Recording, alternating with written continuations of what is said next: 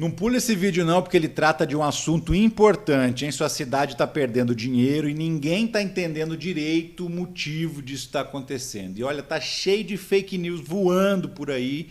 Tem até prefeito arrancando os cabelos aí, ameaçando fazer greve de prefeituras lá no Nordeste por causa da redução da grana do Fundo de Participação dos Municípios.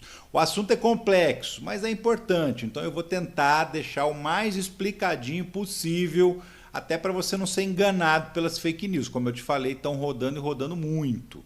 Só te peço uma coisa, senta o dedo no like, engaja comigo e vamos embora. Seguinte, de cada 8 cidades brasileiras, uma vai arrecadar menos a partir do ano que vem.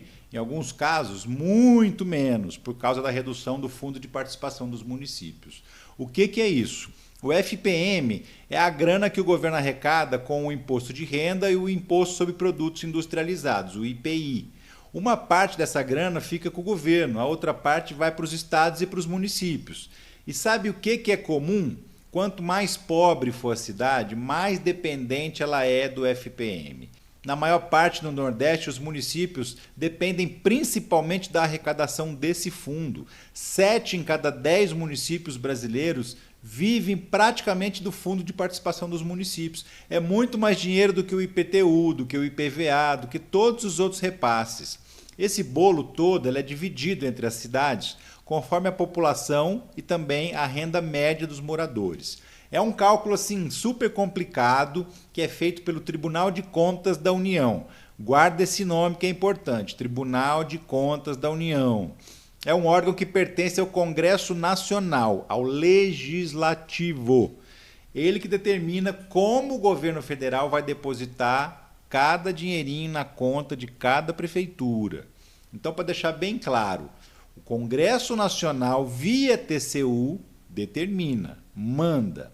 O governo da vez, seja ele qual for, obedece, executa. Cada vez que tem um censo, o Brasil conta a população brasileira toda de novo. Existe o censo completo e o censo de contagem simples. O censo completo, além do número de habitantes, ele sabe tudo sobre a gente, até quantos banheiros tem na casa, quantas geladeiras, quantos quartos, né? Conforme a Constituição manda, o Brasil tem que fazer esse tipo de censo completo a cada 10 anos. E no meio do caminho, uma contagem simples. Por exemplo, em 2010, o Brasil fez o censo do IBGE e contou a população detalhadamente, com todos esses detalhes que eu falei. Aí, em 2015, ele deveria fazer uma contagem simples, aquela que só conta mesmo o número de habitantes. Só que, em 2015, o censo foi adiado, foi cancelado por falta de verbas. Pois é, na época a presidência estava na mão da Dilma Rousseff, essa responsabilidade é dela.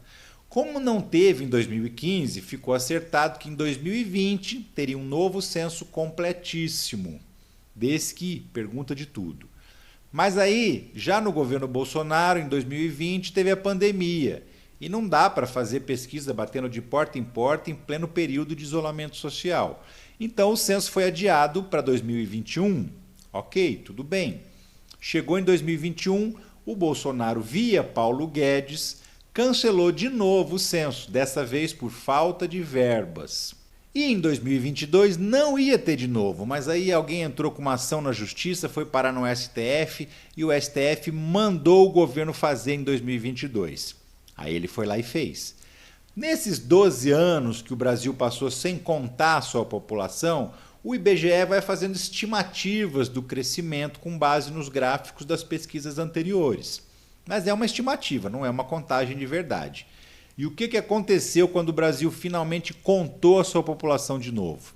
Descobriu-se que o Brasil tem quase 5 milhões de habitantes a menos do que se imaginava. Quase 800 cidades são menores do que a estimativa. E umas 200 e poucas, na verdade, são maiores. Quando isso acontece, o TCU faz o recálculo do Fundo de Participação dos Municípios e redistribui o dinheiro.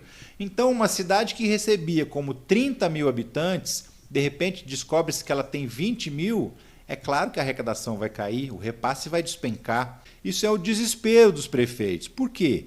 Porque essa arrecadação que já vinha sendo paga está comprometida com contratos, com salário de funcionários públicos, com serviços públicos. Simplesmente tirar essa grana, em alguns casos, chega a 39% da arrecadação, não vai resolver, só vai criar um caos.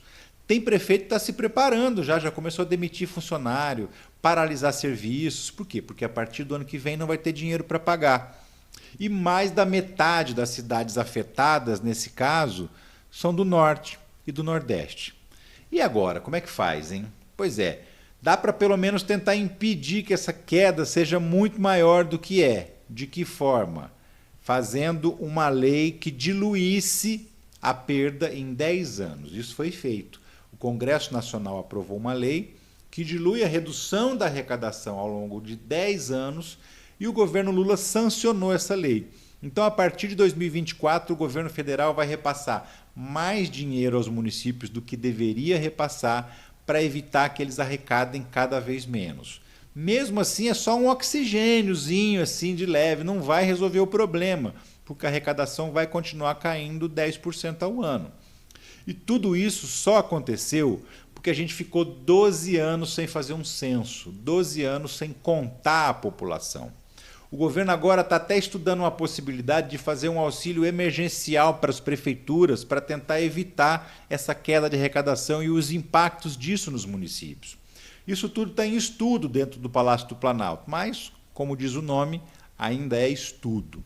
Dá para responsabilizar alguém por essa situação? Dá.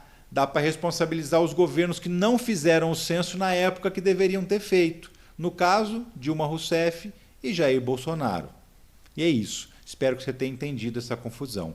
Se não entendeu, manda no comentário a sua dúvida aqui que eu tento continuar respondendo. Se entendeu, dá aquele feedback esperto que eu estou doido para saber o que você achou.